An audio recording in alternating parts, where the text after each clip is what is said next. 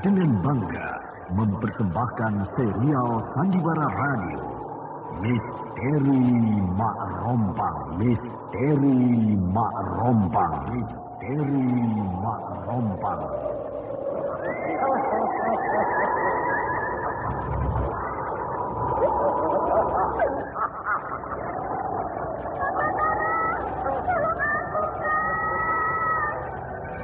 Cepat kemari Wulan.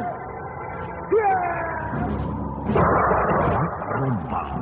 Kisah bangkitnya kembali setiap 200 tahun. Seorang anak manusia yang dapat berganti wajah dan wujud. Terkadang menjadi seorang gadis cantik teramat cantik. Terkadang menjadi seorang nenek tua renta buruk rupa yang selalu menimbulkan prahara dan malapetaka mengerikan bagi umat manusia.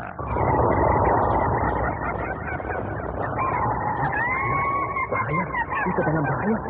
Sudah, cepat tinggalkan tempat ini. Tunggu kamu, aku mau menutup warung dulu. Jangan pikirkan warungmu, pikirkan nyawamu. Menjauh, tuk-tukan sudah menjauh. Aku tinggal ke arah mana? Tuk-tukan ada di mana, Wina? Tuk-tukan ada di jalan kamu. Ini cepat. Ini keluar dari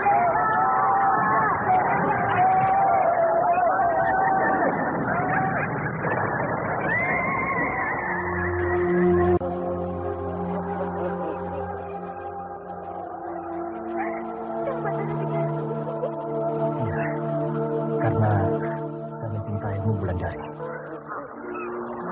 Mak Rompang diselingi pula tawa ria penuh canda serta kisah cinta kasih yang penuh dengan liku-pilu kehidupan dari dua insan manusia. Awas tindakanmu, Wulandari!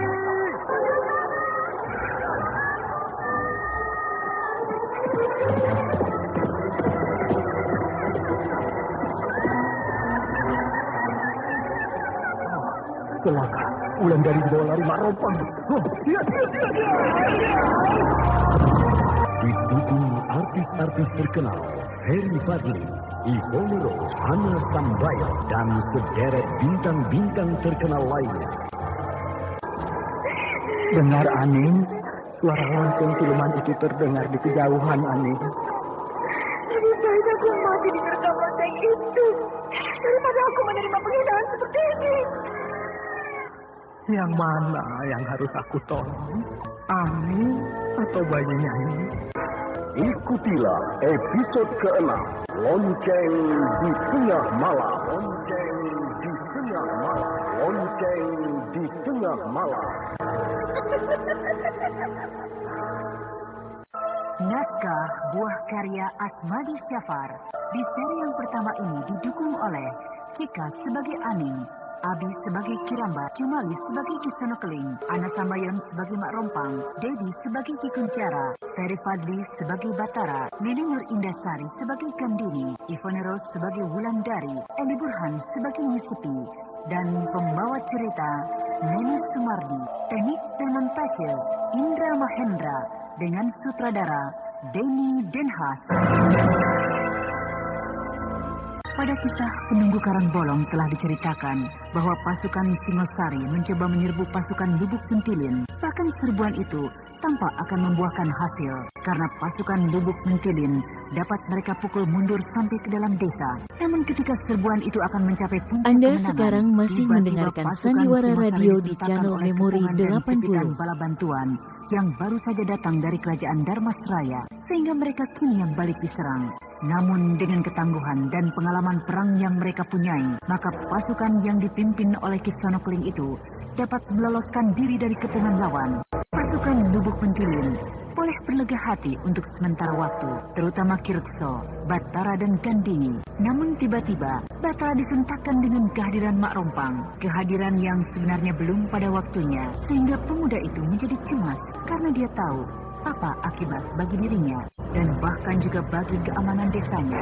Kini Mak Rompang datang pada Kisono Keling dalam bentuk yang lain. Perempuan iblis itu datang dalam bentuk seorang ratu yang bernama Nyai Kemuntung. Dia datang lengkap dalam kebesaran seorang ratu yang memiliki angkatan perang yang besar. Kisono Keling tertarik pada Nyai Kemuntung karena niat panglima perang itu untuk meminta bantuan kekuatan tentara Nyai Kemuntung dalam usahanya menggempur pasukan Batara yang kini bertahan di dalam desa Lubuk Mentilin.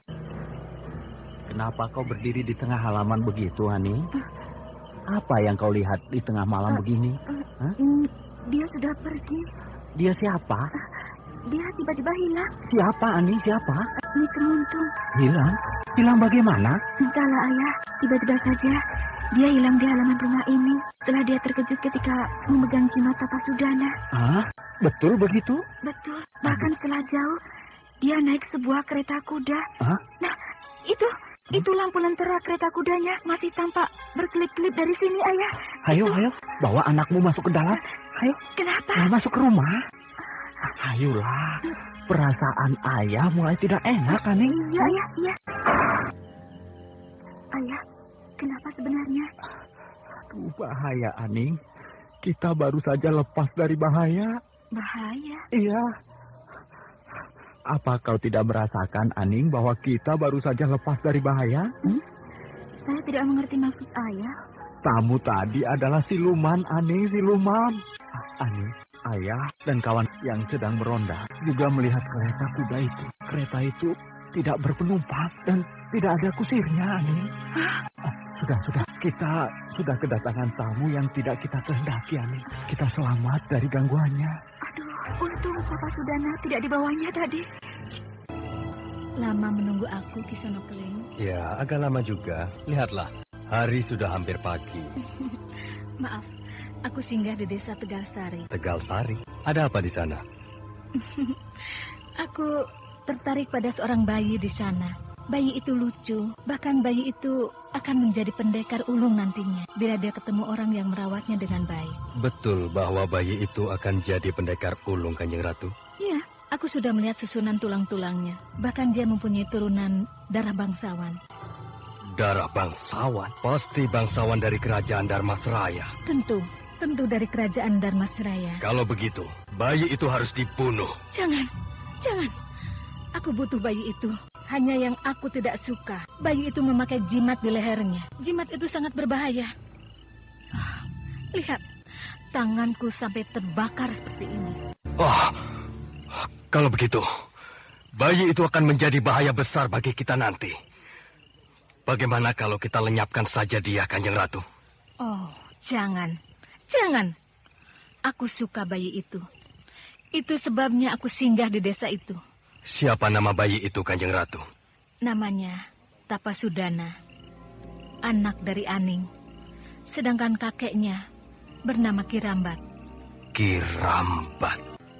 Oh, bayi itu harus aku habisi sebelum mendatangkan bencana di kemudian hari. Bagaimana? Aku ingin mengajakmu jalan-jalan malam ini. Oh, jalan-jalan? Bukankah kita sedang merencanakan akan menyerbu mereka malam ini? Menyerbu mereka soal gampang, Kisono Keling.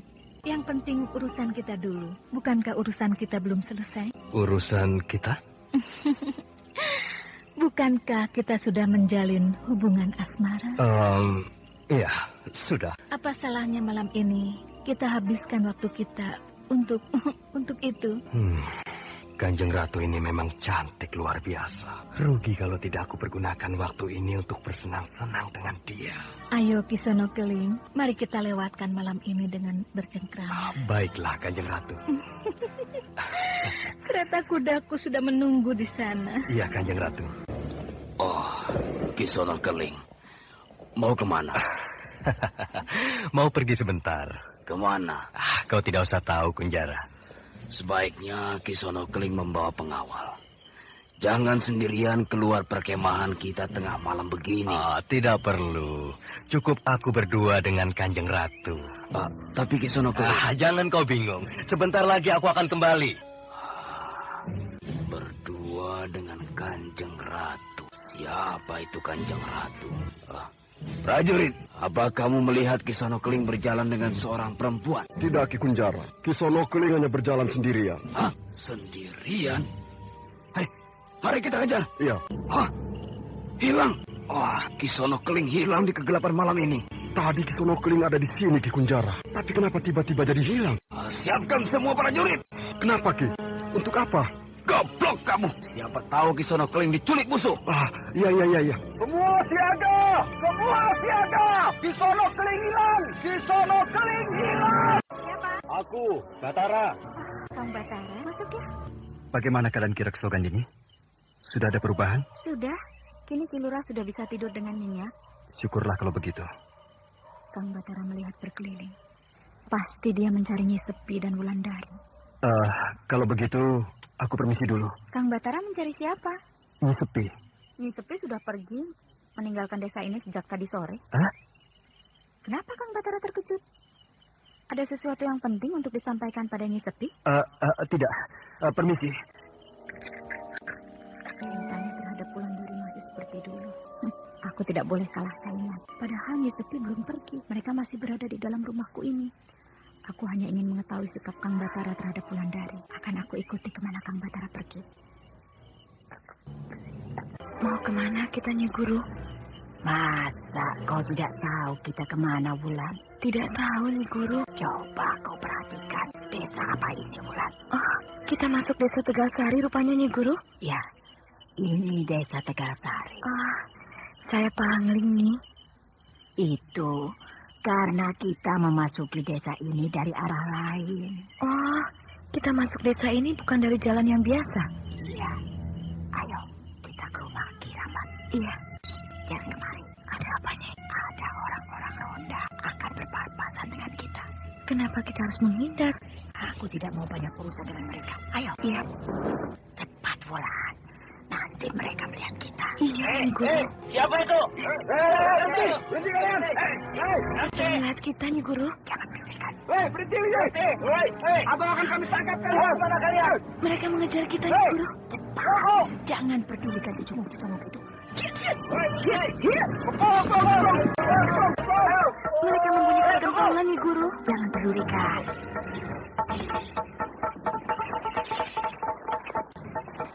Anda sekarang masih mendengarkan Sandiwara Radio di channel Memori 80.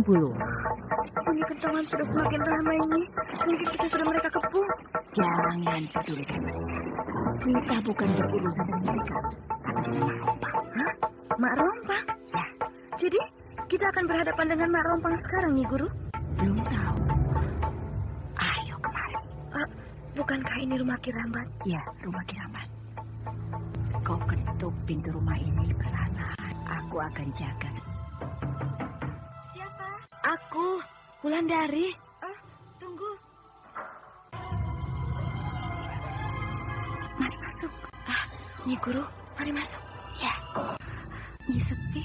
Iya. Mana bapakmu? Sedang ikut meronda dengan orang-orang desa yang lain. Bagaimana dengan bayimu? Tapasudana sedang tidur, Nyi. Bagus. Apakah dia tidak mengalami apa-apa? Maksud Nyi Sepi? Apakah bayimu sebelum ini mendapat gangguan? Tidak, Nyi. Boleh aku lihat anakmu? Boleh. Itu dia, sedang tidur. Pasti dia pernah mendapat gangguan. Lihat ini.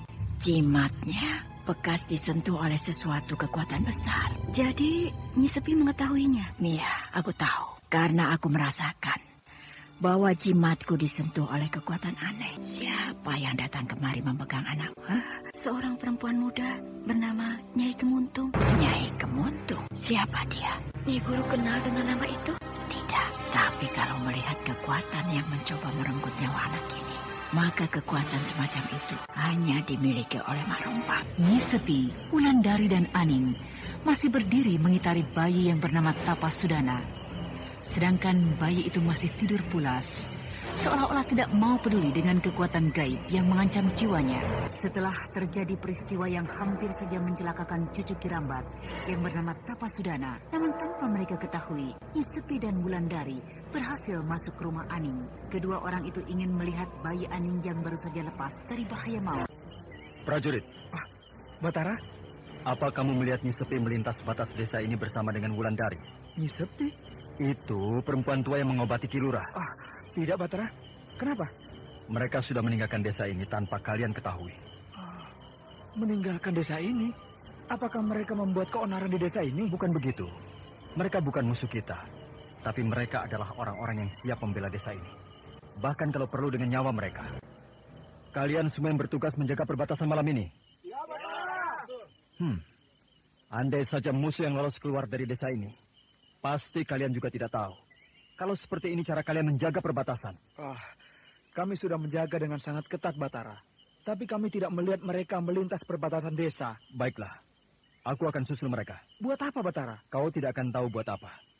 Berjagalah dengan baik, supaya musuh tidak mudah menyelusup ke dalam desa kita. Siaga. Siapa yang berdiri di depan itu? Siapa?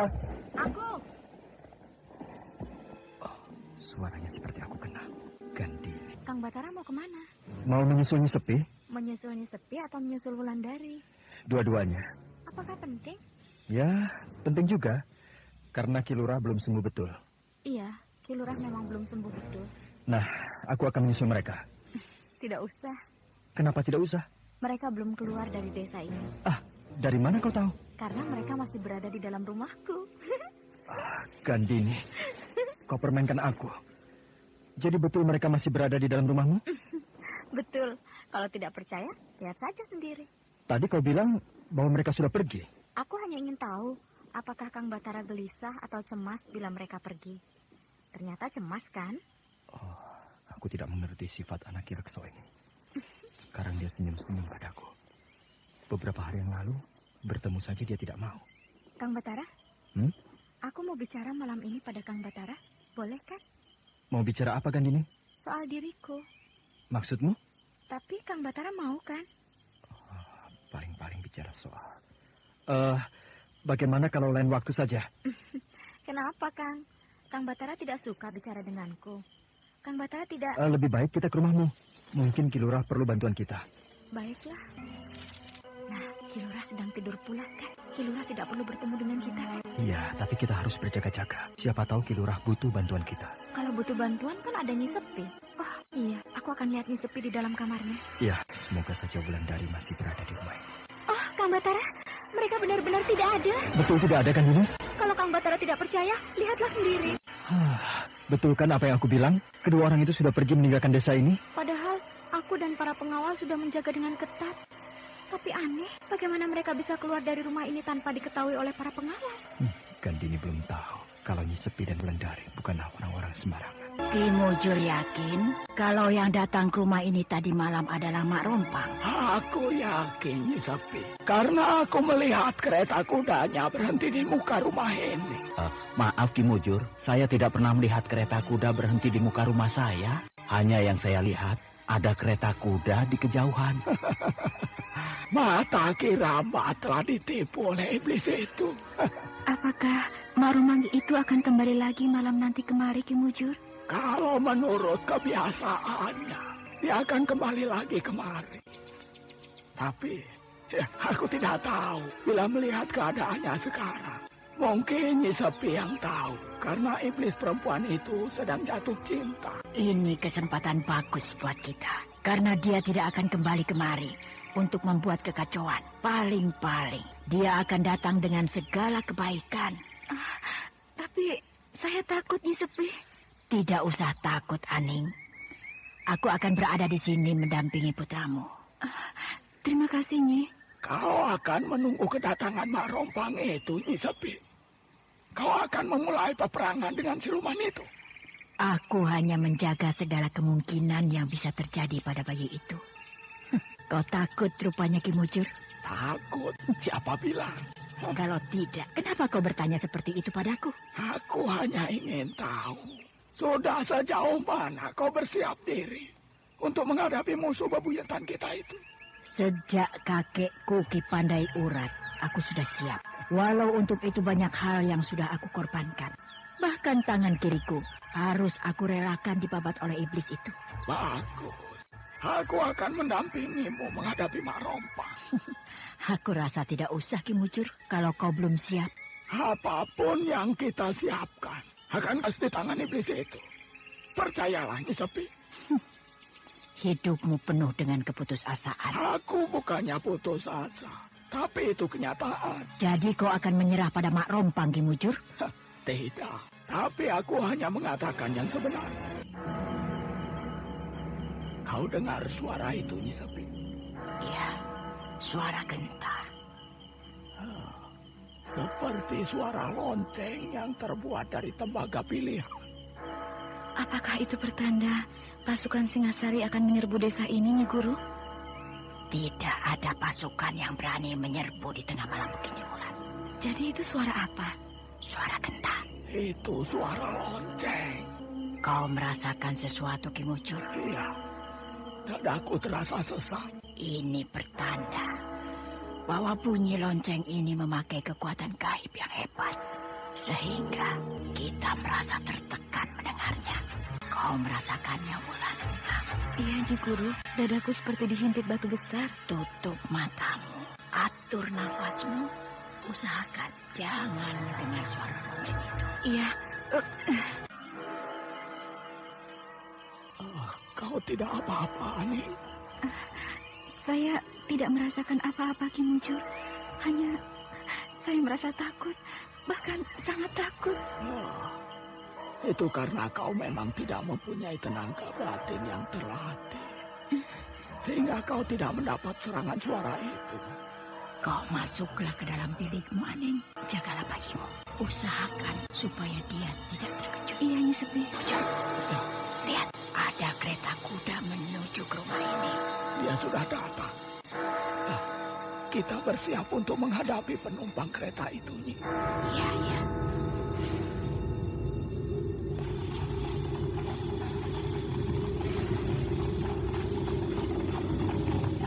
Suara lonceng itu sudah berhenti. Iya. Sudahilah semedimu, Wulandari. Dadaku terasa lega, Nyi Guru. Coba kau intip dari celah-celah dinding ini. Sebuah kereta kuda. Ya, kereta kuda Mak Rompang. Tapi rasanya bukan, Nyi Guru. Coba aku intip. Iya, iya. Tapi tanda-tanda kekuatan Mak Rompang telah aku rasakan, Wulan. Oh, kereta kuda itu memang bukan kereta kuda Mak Rompang.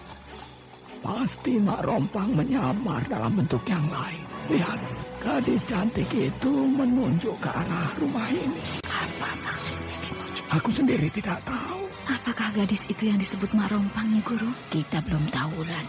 Apa yang aku lihat ini sebab lain. Kereta kudanya bukan kereta kuda yang biasa dikendarai Mak Rompang. Dan jelmaannya dalam bentuk seorang gadis pun bukan seperti yang aku lihat sekarang ini. Hei, Aning, coba kemari. Saya takut, Ki Mujur. Tidak apa-apa, Aning. Aku hanya ingin tahu, apakah gadis di atas kereta kuda itu yang datang padamu kemarin malam? Ayolah. Saya takut, betul-betul takut, Ki Mujur. Tahan rasa takutmu itu. Ini untuk kepentingan kita semua. Ayo. Hintiplah, hintiplah. Iya. Kenapa, Aning? Memang dia yang datang kemarin malam. Dia menuju kepadaku. Tolong, Nyi Sepi, tolong. Tenang, Aning, tenang.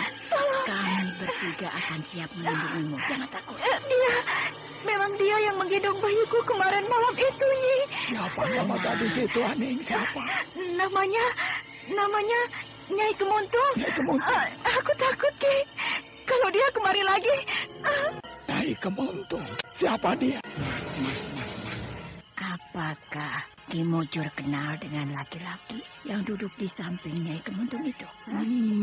Kalau tidak salah, laki-laki itu adalah Kisana Keleh, perwira pasukan Singasari. Ya, dia perwira pasukan Singasari. Ilmunya ternyata tidak seberapa. Kalau saja dia tidak baik membanggakan diri.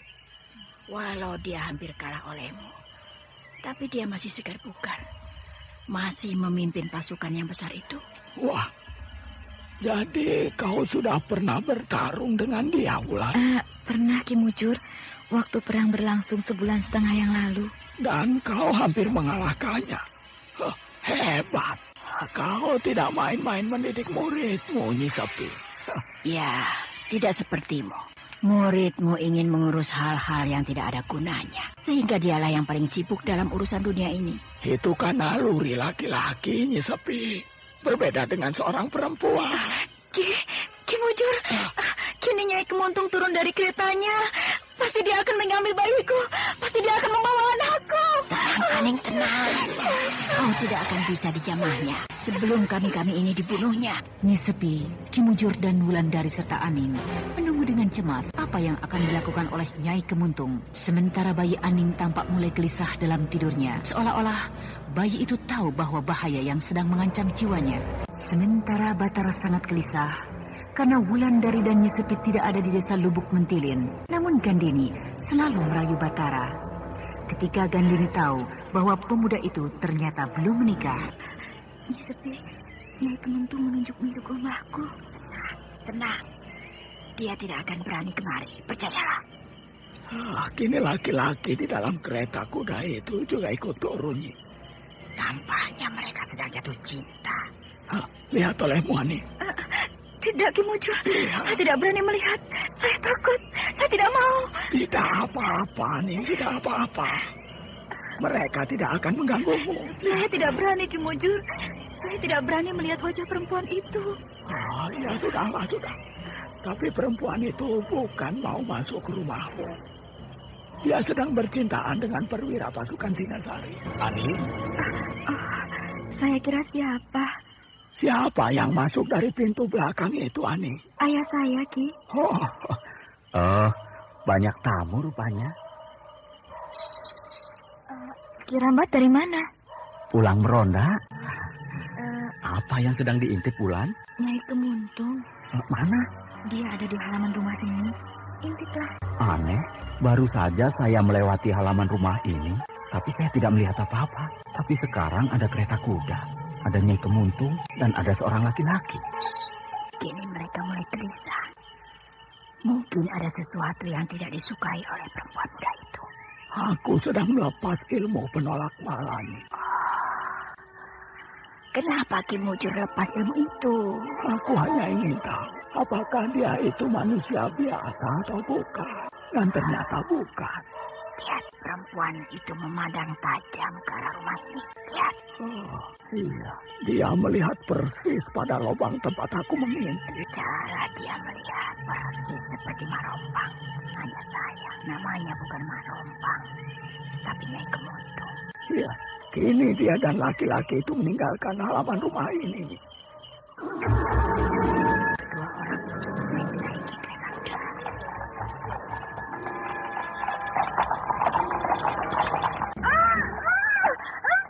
Ada apa nih?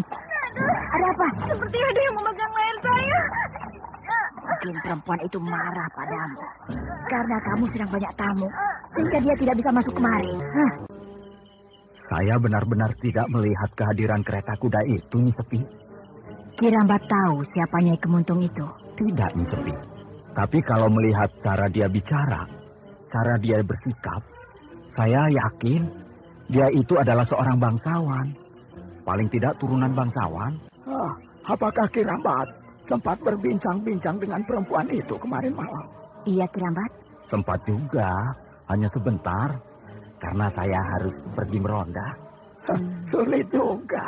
Kita tidak tahu siapa Nyai Kemuntung itu. Kalau kita lawan dia, jangan-jangan kita salah. Orang tidak berdosa apa-apa terbunuh oleh kita. Aku yakin dia itu iblis yang ganas. Buktinya dia menjerit.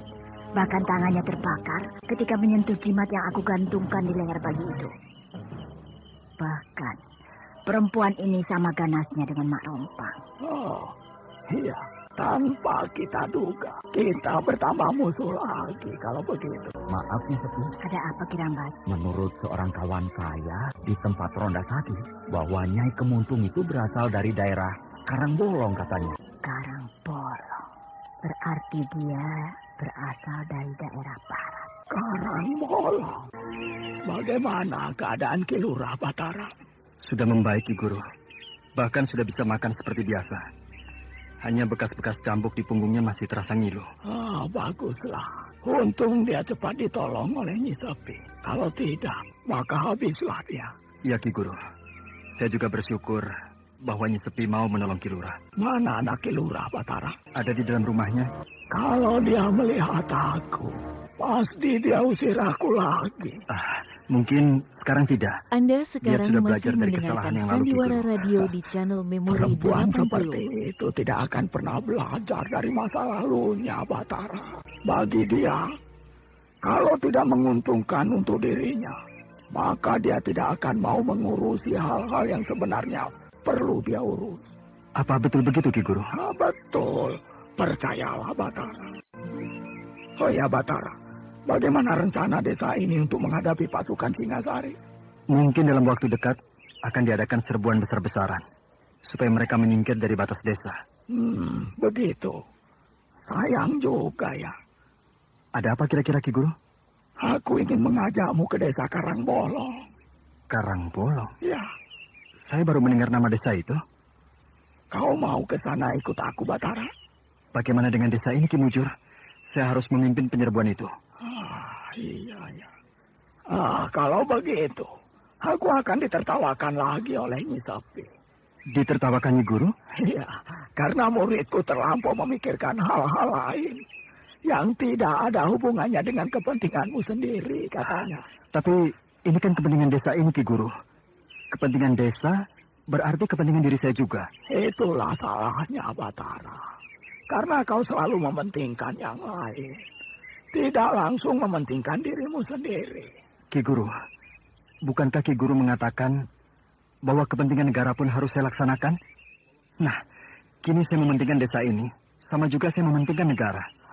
Iya. Memang betul. Tugasmu adalah tugas mulia. Aku yang salah, Batara. Aku yang salah. Aku terlampau mengikuti kekecewaan hatiku. Kecewa? Iya. Aku sedang bertaruh dengan Nyi Sepi. Aku bertaruh bahwa kau bisa aku bawa ke desa Karangbolong. Ada apa di sana, Ki Guru? Ada pertandingan. Hanya pertandingan pribadi, bukan urusan negara.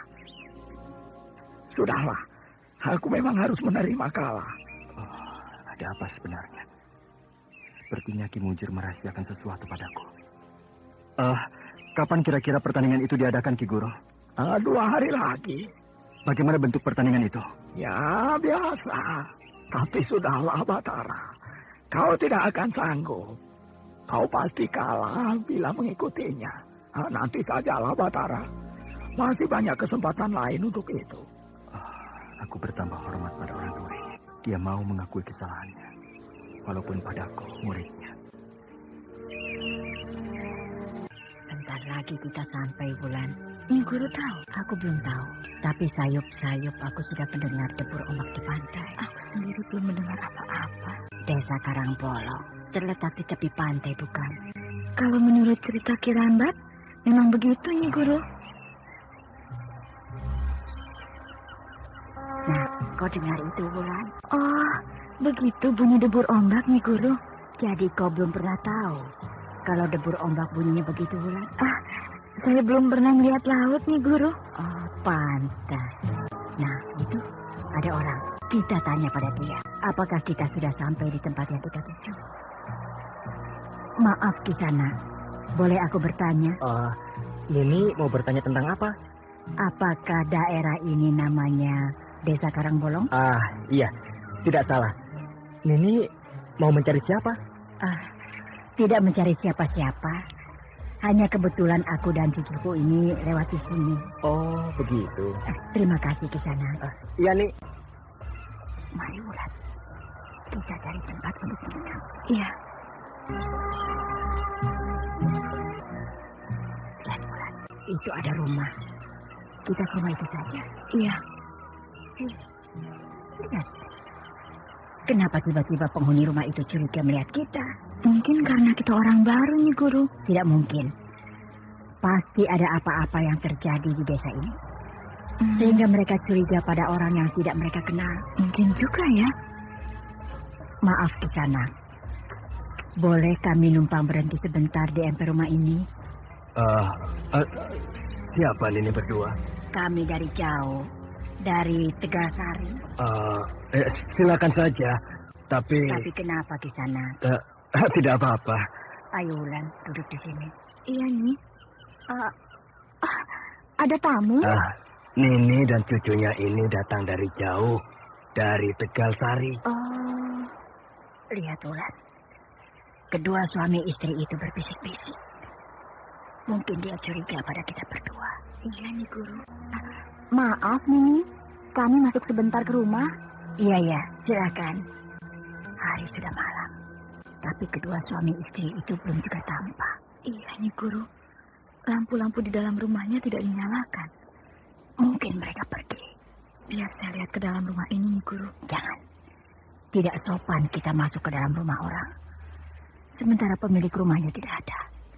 Kira-kira kemana mereka pergi, Nyi Guru? Mungkin pergi ke rumah famili mereka.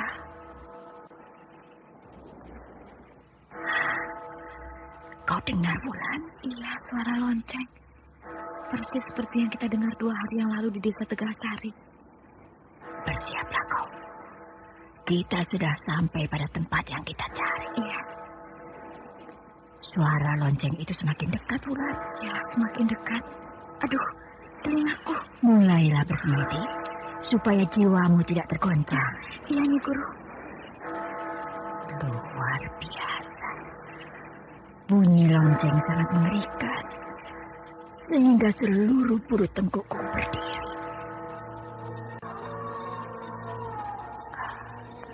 Kini suara itu sudah menjauh. Berarti bahaya sudah lewat. Wulan. Dia sudah jauh. Bahaya itu sudah lewat. Tapi tidak ada kejadian apa-apa kecuali lolong anjing di kejauhan, Nyi Guru. Kita tidak usah hiraukan. Kini kesempatan kita untuk tidur. Iya, Nyi Guru. Kita belum tidur selama 2 hari 2 malam.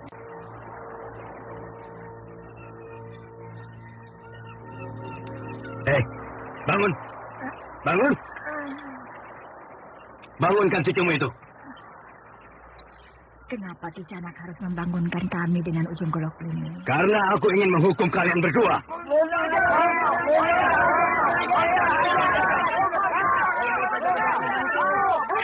Ada apa orang-orang begini, Nyi Guru? Mereka sedang marah pada kita. Biar saya hadapi mereka, Nyi Guru. Tidak usah. Kita ikuti saja apa mau mereka. Mungkin mereka salah paham pada kita. Kalian mau bangun atau tidak?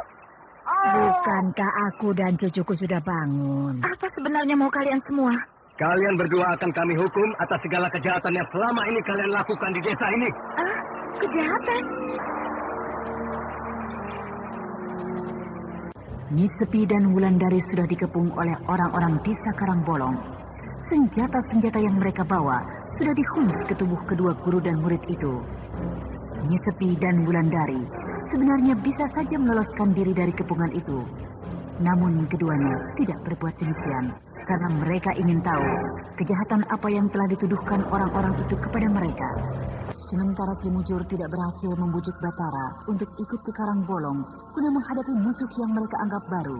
Sesampai di desa Karangbolong, Nyi Sepi dan Wulandari menghadapi persoalan yang tidak mereka ketahui. Penduduk desa itu menuduh Nyi Sepi dan Wulandari melakukan kekacauan di desa itu, sehingga mereka dikepung. Bahkan mungkin juga mereka akan ditangkap. Namun kedua guru dan murid itu tidak gentar sedikit pun. Keduanya bersiap-siap menghadapi segala kemungkinan yang akan terjadi pada diri mereka. Kalau kalian mau selamat, ikut aku ke balai desa. Untuk apa? Wulan, biar saja. Kita ikuti saja apa mau mereka. Saya kesal melihat kita dikepung seperti ini, Guru. Ayo ikut. Pukul saja. Ayo. Mari, kita ikuti saja apa kemauan mereka. Supaya kita tahu apa sebenarnya kesalahan kita. Ayo. Baik, kami akan ikut ke balai desa. Tapi kami tidak mau digiring seperti pencuri begini. Ayo, jalan. Ayo, Wulan, kita jalan. Iya, Nyi Guru. Jadi kalian berdua sanggup untuk memimpin penyerbuan besok pagi? Sanggup, Ki Lurah. Kau Batara? Sanggup, Ki Lurah. Dan saya harap Ki Lurah tetap di rumah. Tidak usah ikut dalam penyerbuan nanti. Karena Ki Lurah belum sembuh betul. Ya, aku akan diam di garis belakang. Aku percaya bahwa kalian berdua akan mampu untuk mengusir pasukan musuh dari batas desa kita. Aku sudah muak melihat mereka bercokol selama 2 bulan di sana. Tapi mereka tidak berani menyerbu desa ini, Ki Lurah. Itu tandanya mereka tidak punya kekuatan lagi. Kalau tidak sekarang kita mengusir mereka, aku khawatir bala bantuan dari tanah Jawa datang untuk menghancurkan kita. Sayang perempuan tua yang mengobatiku itu sudah tidak ada. Kalau tidak, aku minta pada dia untuk memberikan obat penguat dan menghilangkan rasa sakit. Sehingga aku akan bisa bertempur bersama-sama kalian besok pagi. Percayalah Ki Lurah, tugas ini akan kami jalankan sebaik-baiknya. Kami tidak akan mengecewakan Ki Lurah. Ya, ini jalan satu-satunya yang aku anggap paling baik. Kita tidak bisa menunggu bantuan dari kota raja. Karena sampai hari ini pun tidak ada kabar apa-apa dari sana. Kota raja juga sedang bersiap-siap untuk menghadang pasukan musuh. Jadi pasukan Singasari itu sudah akan menduduki kota raja? Belum Ki Lurah, tapi bala bantuan mereka datang terus setiap minggu dari Singasari. Sehingga mereka makin merajalela di setiap peperangan. Kalau kita perhatikan dengan seksama, rasa-rasanya kerajaan ini sudah terkepung dari segala penjuru. Itu yang aku takutkan, Batara. Selama 2 bulan ini kita berdiam diri terhadap pasukan musuh yang bertahan di batas desa kita. Dan tiba-tiba tanpa kita duga, mereka menyerbu kita. Sehingga desa ini akan menjadi puing-puing. Serbulah mereka besok pagi. Lumatkan seluruh kekuatan mereka yang bercokol di batas desa ini. Iya Ki Lurah. Apakah seluruh pasukan kita sudah siap untuk serbuan itu? Sudah Ki Lurah.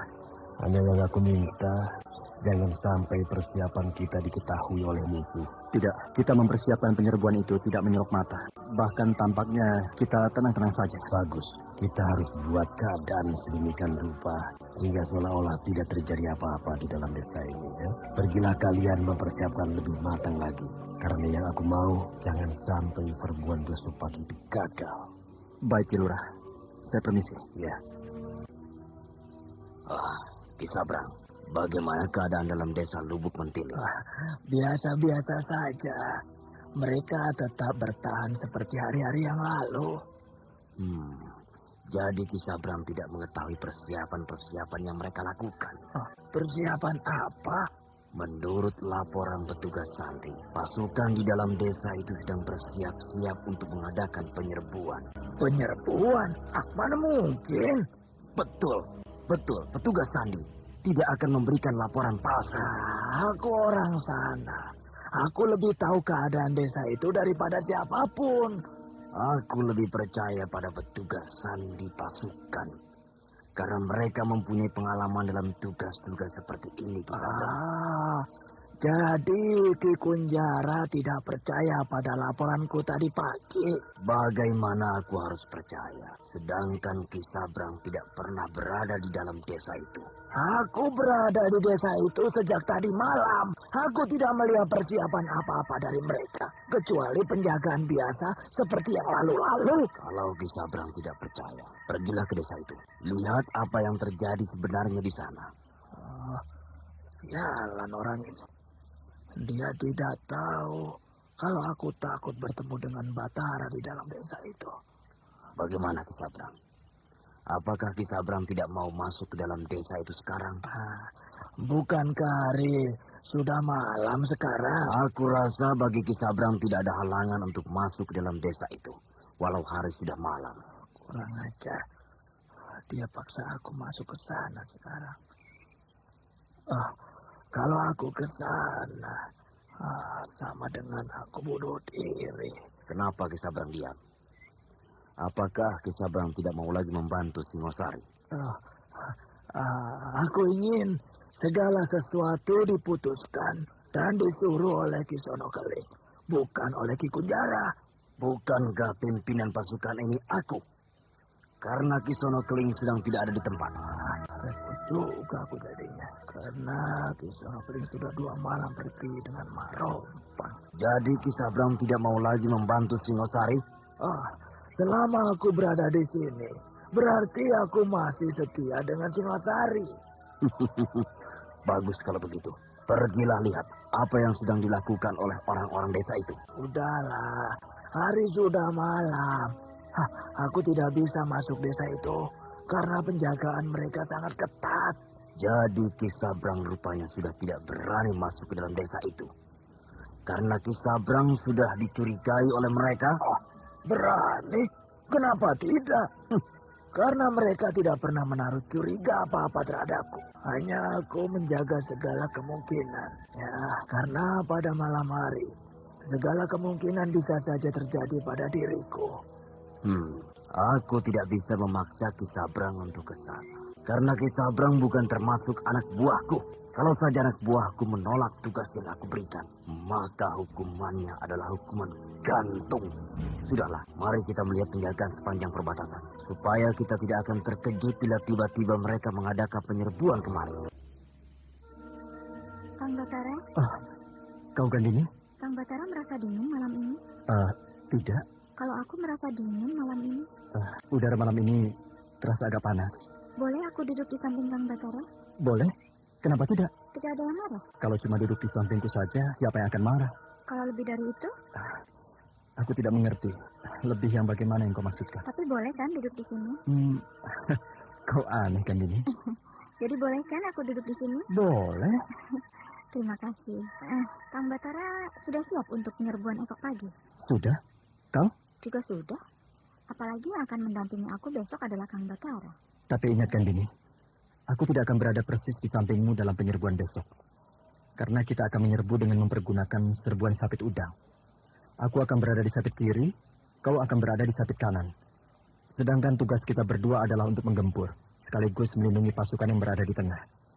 Karena pimpinan pasukan itu adalah Tembong. Iya, aku sudah mengerti. Tapi bagiku merupakan sebuah kebahagiaan. Karena kita akan bersama-sama lagi dalam sebuah peperangan. Kang Batara? Iya? Aku minta maaf atas sikapku selama ini pada Kang Batara. Boleh kan? Aku tidak pernah merasa kalau kau punya kesalahan terhadapku. Betul? Betul. Tapi aku merasa bersalah selama ini. Aku merasa telah meremehkan Kang Batara selama ini. Aku merasa telah bersalah. Jadi untuk itu semua, aku minta maaf malam ini. Supaya aku tidak punya beban apa-apa dalam penyerbuan esok pagi. Mau kan Kang Batara memaafkan aku? Kalau kau merasa begitu, tentu saja aku maafkan. Terima kasih. Kang Batara, apa yang Kang Batara perhatikan sejak tadi? Memperhatikan gerak-gerik pasukan Singasari di perbatasan desa kita. Mereka tidak akan tahu kita merencanakan penyerbuan besok pagi. Justru yang aku khawatirkan itu Gandini. Maksud Kang Batara? Mereka tahu apa yang kita persiapkan. Sehingga mereka sudah siap untuk menanti penyerbuan kita. Mereka tidak tahu. Pasukan pengintai sudah beberapa kali memberikan laporan bahwa pasukan musuh tampaknya tidak tahu. Bahkan mereka kini terlampau tenang, seolah-olah tidak ada peperangan. Kita jangan cepat percaya pada keadaan musuh yang kita lihat. Karena musuh pun sedang mengatur siasat. Bagaimana caranya untuk menghancurkan kita. Iya ya, Kang Batara, aku mau bicara boleh kan? Bukankah sejak tadi kita bicara? Maksudku bicara tentang diriku, tentang kita. Pasti dia akan bicara masalah yang dulu-dulu juga. Kang Batara, sebenarnya aku malu untuk bicara. Tapi rasanya kalau aku diam saja, maka tidak akan pernah Kang Batara mau mengerti. Bicaralah, aku sudah siap untuk mendengarnya. Baik, kalau aku melihat Kang Batara, aku selalu ingat Nek Patmi. Dia begitu baik. Dia begitu memperhatikan Kang Batara. Bahkan dia juga selalu memperhatikan diriku bila aku datang ke rumah Kang Batara. Nek Patmi memang orang tua yang baik. Sayang Nek Patmi terlampau cepat pergi. Nek Patmi pernah bilang bahwa sebaiknya... Sebaiknya apa Gandini? Sebaiknya... Bahwa aku menjadi suamimu kan? Nek Patmi bilang begitu kan? Memang itu kan yang dibilang Nek Patmi padamu? Iya, memang itu. Sayang Gandini, kita bukanlah orang yang sepadan untuk itu. Aku berasal dari keluarga biasa. Sedangkan kau berasal dari keluarga yang terhormat. Itu kan tergantung kita kan? Kalau kita memperhatikan itu, tentu saja tidak akan bisa. Aku memang memperhatikan itu, karena aku takut ditertawakan oleh orang lain nanti. Tapi saya sudah siap untuk tidak menjadi orang yang Jangan, bahkan aku yakin Ki Lurah pun tidak akan setuju kalau aku menjadi pasangan hidupmu. Tapi Kang Batara, aku... Gandini, kau jangan tersinggung, karena aku sejak dulu sudah mencintai Wulandari. Sedangkan kau, aku anggap sebagai sahabat, bahkan sebagai saudara sendiri. Lalu aku harus bagaimana? Aku sudah berjanji pada Nek Patmi bahwa aku tidak akan mencintai laki-laki lain selain Kang Batara. Aku sudah berjanji di hadapan Nek Patmi bahwa aku tidak akan mempunyai suami selain Kang Batara. Lupakanlah janji itu. Nek Patmi juga tidak akan marah bila kau tidak menepati janjimu. Tapi Kang Batara, kenapa aku tidak mendapat tempat di dalam hati Kang Batara? kekuranganku bila dibandingkan dengan Wulandari. Kurang cantik aku, kurang ramah ke aku. Bahkan aku banyak kelebihan bila dibandingkan dengan Wulandari. Justru karena kau banyak kelebihan dengan Wulandari, maka aku takut mencintaimu, Gandini. Sudahlah, lupakanlah. Mari kita hadapi tugas kita besok pagi. Kita harus banyak istirahat supaya kita segar menghadapi tugas besok pagi. Gandini masih terisak duduk di samping Batara. Sementara pemuda itu pikirannya melambung jauh, jauh pada diri Wulandari. Dia selalu ingin berdekatan dengan kekasihnya itu. Persiapan penyerbuan telah dilakukan oleh pasukan Dharmasraya di bawah komando perwira yang bernama Batara.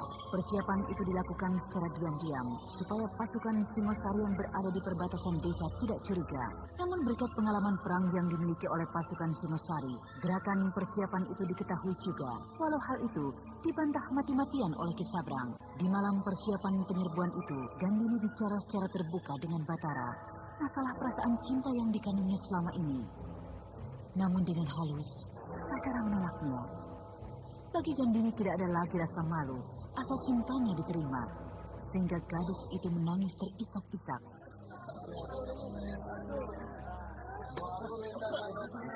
Anda sekarang masih mendengarkan Sandiwara Radio di channel Memori 80. Kita akan menyerbu dengan serbuan sapit udang.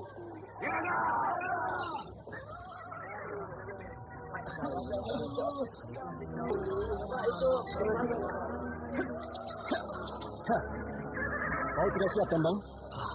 Sudah, Batara. Hanya kakiku agak gemetar. Itu karena kau merasa takut. Jangan biasakan rasa takut seperti itu. Ya. Sehingga kakimu gemetar. Buang cepat rasa takutmu. Karena sebentar lagi kau akan memimpin pasukan dalam penyerbuan ini. Iya, akan aku coba. Bagus. Kita akan bisa menghalau musuh yang berada di depan mata kita ini. Karena pagi masih diselimuti oleh kabut yang tebal.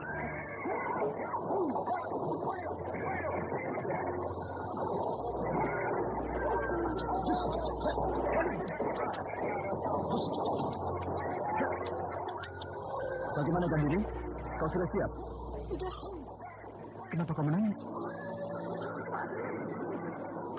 Pada diriku sendiri.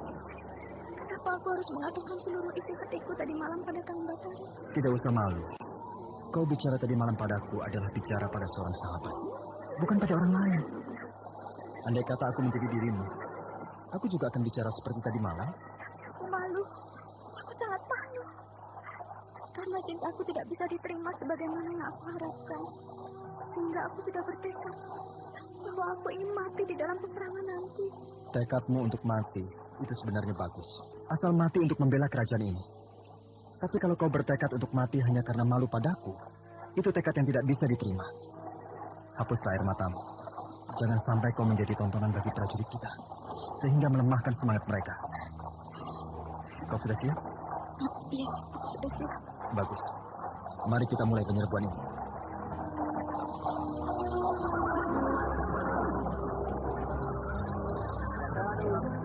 Sabrang sudah lihat sendiri kan bahwa mereka memang bersiap untuk menyerbu kita pagi ini.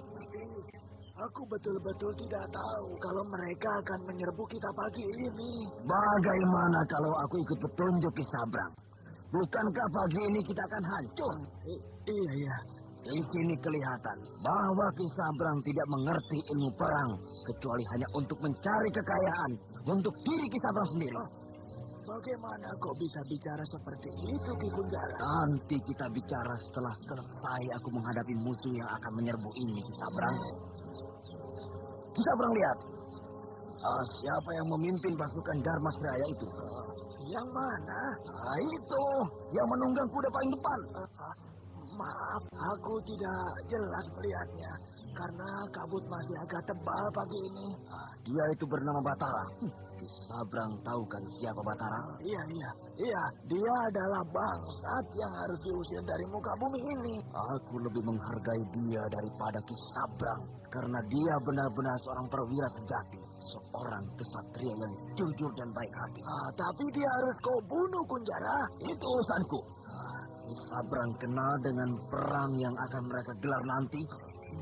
Maaf, aku tidak tahu. Kalau melihat cara mereka menyusun pasukan, sebenarnya Ki Sabrang harus tahu bahwa mereka memilih gelar perang yang dinamakan Sapit Udang. Karena menurut Ki Sabrang adalah seorang panglima perang dari kerajaan Karangbolong. Ya, tapi aku baru mendengar cara perang seperti itu. Ternyata Ki Sabrang hanyalah seorang pembohong besar. Prajurit, tangkap dia. Ki Kunjara, kenapa aku harus ditangkap seperti ini? Kenapa aku diseret seperti binatang begini? Karena kau hanya seekor binatang yang tidak berguna di mataku. Lapor Ki Kunjara, apa yang kau lihat prajurit? Pasukan musuh sudah semakin dekat. Pasukan musuh datang dengan kekuatan penuh. Gelar perang sapit udang mereka benar-benar kukuh. Cepat beri kabar pada seluruh sayap pasukan kita, karena kita akan sambut mereka dengan gelar perang burung Garuda. Aku akan berada di paruh burung, sedang kedua perwira yang lain berada pada sayap burung Garuda. Dan ingatkan, pada kuku-kuku Garuda harus prajurit yang tangguh, karena mereka nanti yang akan mencengkram musuh bila sudah berada dalam jepitan kita. Siaga Ki Kunjara.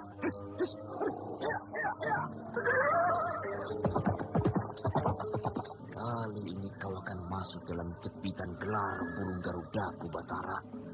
Kau tidak akan aku biarkan lolos lagi. Kenapa kau tinggalkan tempatmu, Tembong?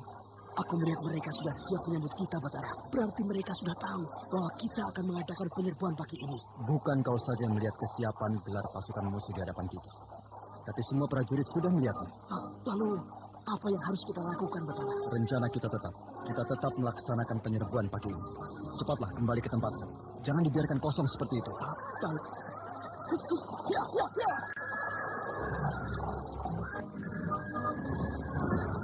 Perang telah dimulai. Senjata-senjata telah menggema di pagi buta itu. Batara dan Gandini mencoba menjepit musuh dari dua arah. Namun Ki Kunjara sudah siap untuk serangan seperti itu, karena dengan cepat dia menghantam ke depan bagi burung Garuda yang mematuk mangsanya dengan ganas. Dengan cepat, kekuatan kedua pasukan benar-benar berimbang, sehingga sulit untuk menentukan siapakah yang bisa memukul musuhnya terlebih dahulu.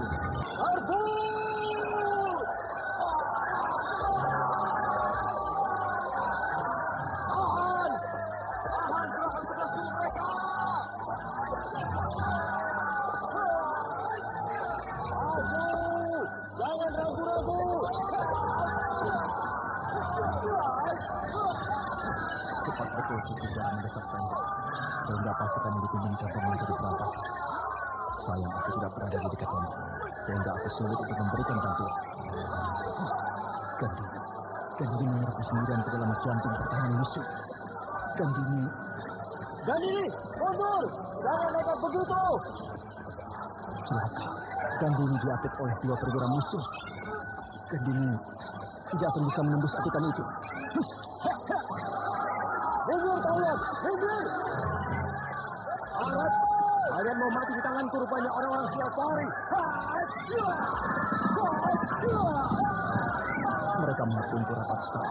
Mereka sengaja mengorbankan diri mereka, asalkan ini bisa dilumpuhkan oleh kedua perwira mereka. Batara mencoba untuk keluar dari kepungan itu, namun tampaknya sangat sulit karena prajurit Singosari mengadakan pagar betis, sehingga sulit bagi Batara untuk mendekati dan menolong Gandini. Sementara itu Gandini bertempur bagai banteng luka. Gadis itu tampaknya sengaja masuk ke jantung kekuatan musuh, karena dia sudah bertekad untuk mati dalam peperangan itu. Dia tak ingin hidup lagi, karena dia malu. Cintanya ditolak dengan halus oleh Batara. Kedua perwira yang mencoba mengapit Gandini mulai menyerang dari kiri dan kanan, sementara Gandini menyongsong serangan itu. Lalu tanpa ampun lagi, kedua mata senjata lawannya dengan deras menerpa pinggang kiri dan pinggang kanan Gandini. Kedua ujung senjata itu robek kulit Gandini, sehingga darah segar mengalir dari lukanya. Gandini tidak peduli. Dia terus menyerbu ke jantung pertahanan musuh. Pedangnya sudah terhunus, siap membabat siapa saja yang mendekat. Tiba-tiba, sebuah tombak menghantam punggung gadis itu, sehingga Gandini menjadi limbung. Dia mulai susah mengendalikan kudanya, sementara pandangannya mulai berkunang-kunang. Di saat itulah, sebuah pedang dengan deras menyambar lehernya, sehingga bisa dipastikan Gandini akan tewas seketika. Di saat itulah, tiba-tiba ada sebuah kekuatan besar yang menghantam pedang itu, karena pedang itu menyambar-nyambar kembang kemboja yang terdapat pada tengkuk Gandini.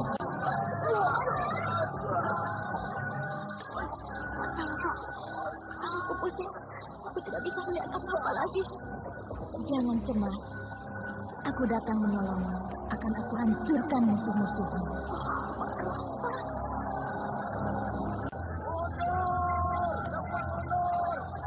Mereka menyerang Naga Badai di Kunjara. Lumpuhkan dulu Batara. Dia yang menjadi ujung tombak kekuatan musuh, Ki. Mundur! Aku bilang mundur. Lihat, mereka akan menjepit kita dari dua arah.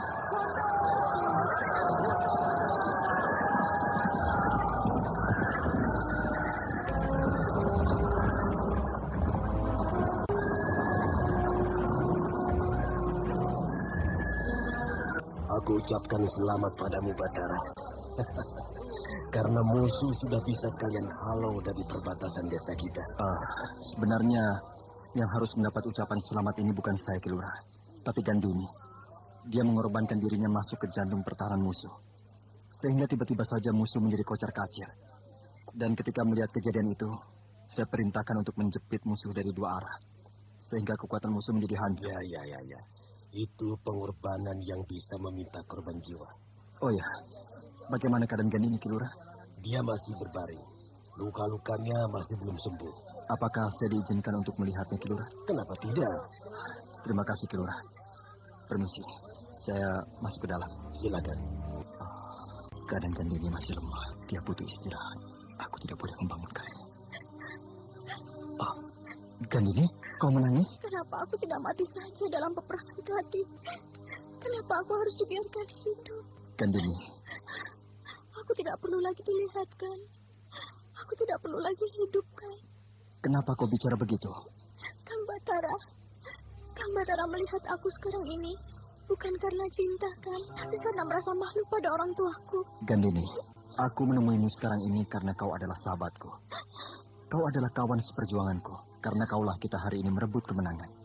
Aku tidak butuh kemenangan.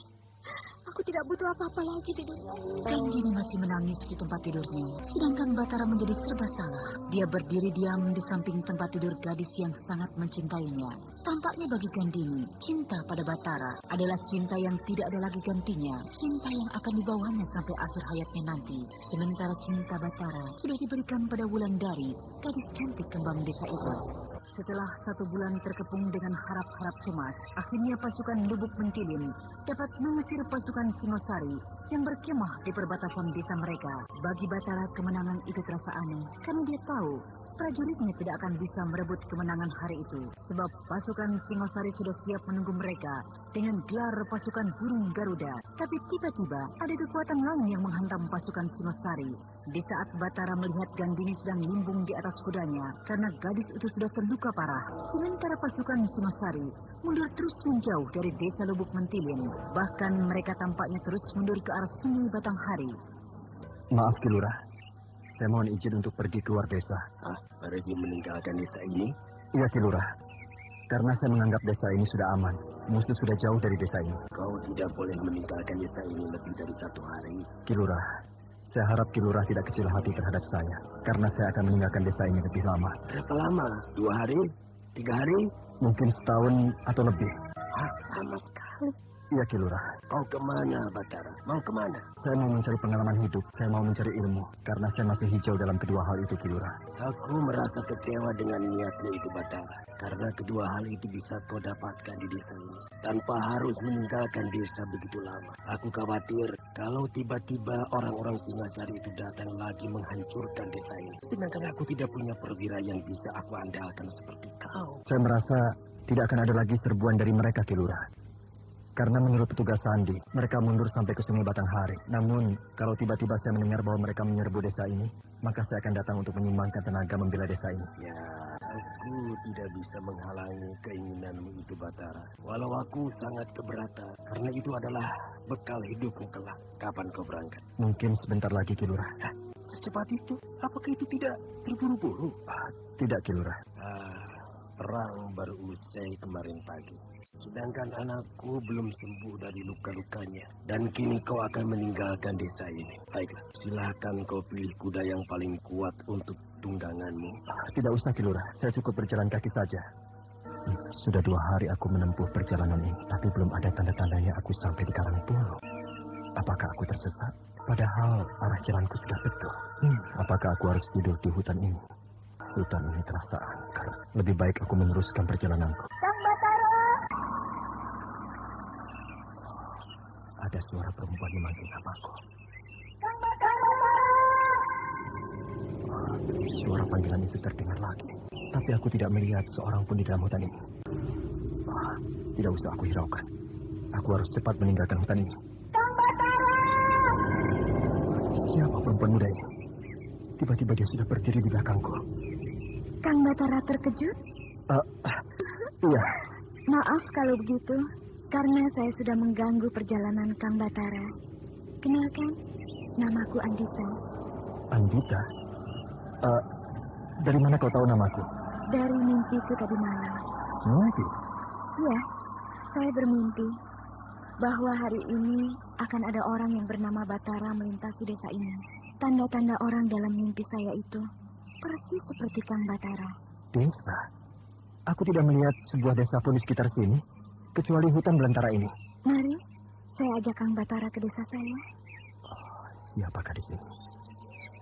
Wajahnya cantik sekali, sedangkan rambutnya terurai sampai ke mata kaki. Hayo, Kang. Di mana desamu, Andita? Itu? Iya. Tadi aku tidak melihat desa itu. Ayo, Kang Batara. Kang Batara bisa menginap di sana. Karena hari sebentar lagi akan malam.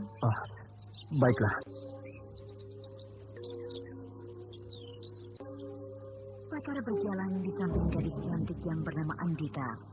Gadis yang baru saja dijumpainya di tengah hutan yang lebat. Namun Batara tidak tahu kalau dia berjalan di samping makhluk halus penghuni hutan itu. Kini mereka menuju ke sebuah desa. Desa yang bisa dibilang perkampungan orang-orang halus. Desa yang mereka tuju tidak begitu jauh. Desa yang tidak begitu besar.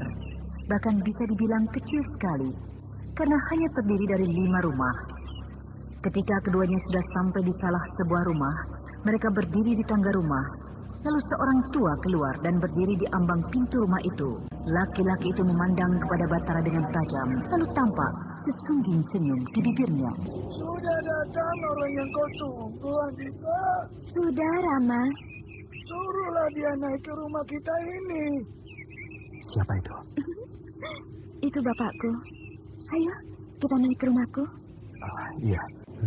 Tangga rumah ini tinggi sekali.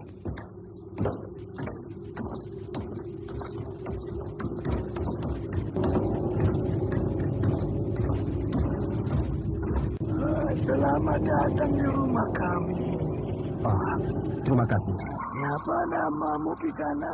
Batara. Tidak salah kalau begitu anakku ini. Dia memang menunggumu sejak tadi pagi.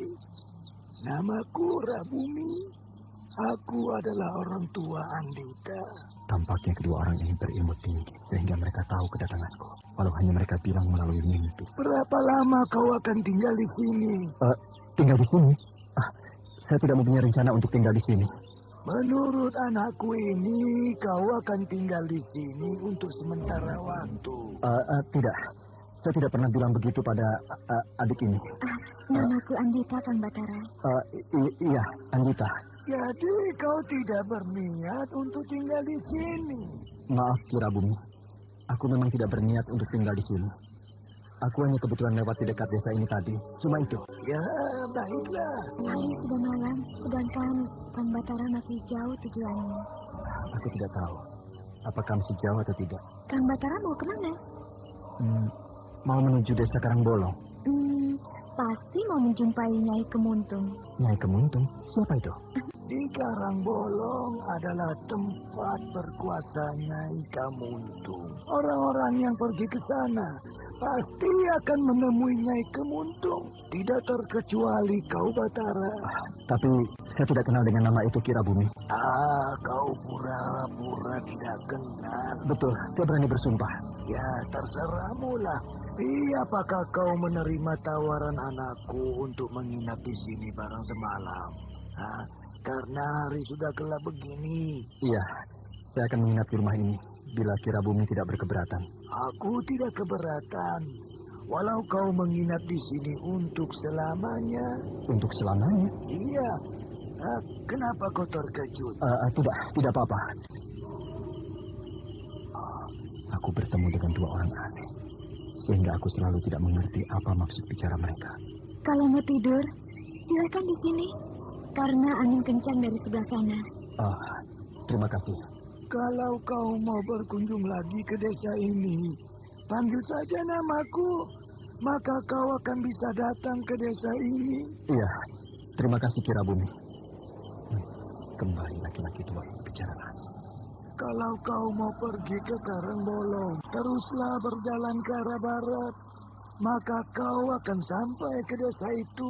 Iya, terima kasih. Tidurlah, nanti kau kesiangan. Iya, terima kasih. Aneh, kedua orang itu pun pergi tidur, seolah-olah hari sudah sangat malam. Tapi benar juga dia, kalau aku tidak tidur, aku akan kesiangan banget.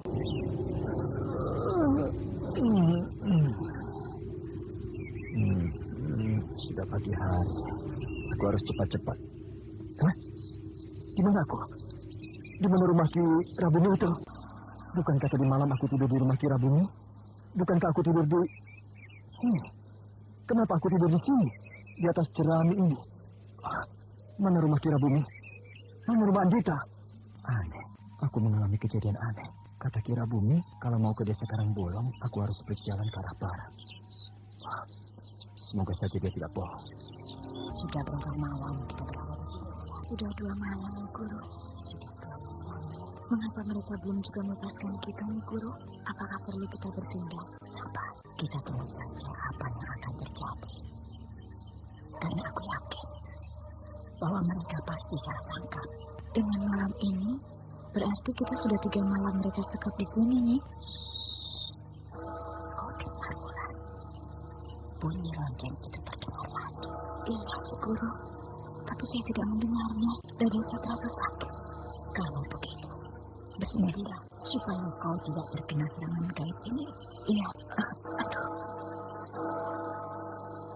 Bunyi lonceng itu semakin dekat, Wulan. Berarti bahwa itu juga sudah semakin dekat. Sudah lewat, Nyi Guru? Sudah lewat kereta siluman itu? Sudah.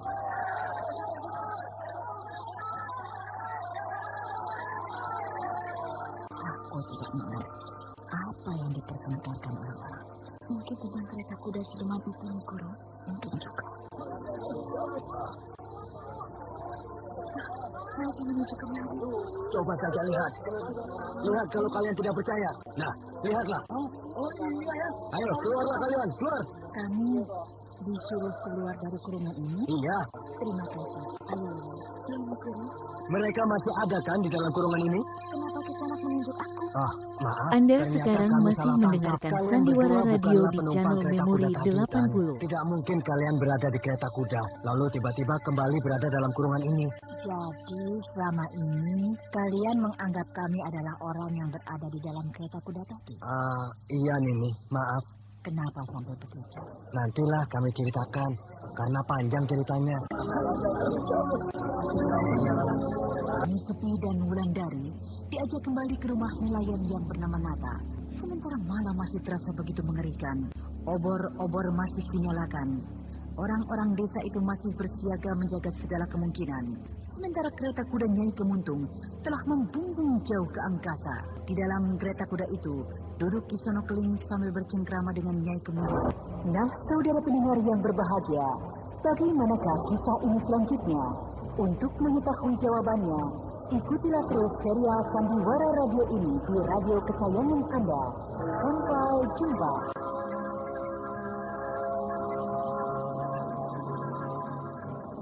Demikianlah tadi serial Sandiwara Radio Misteri Mak Rompang, episode ke-6, Lonceng di Tengah Malam. Lonceng di Tengah Malam. Lonceng di Tengah Malam.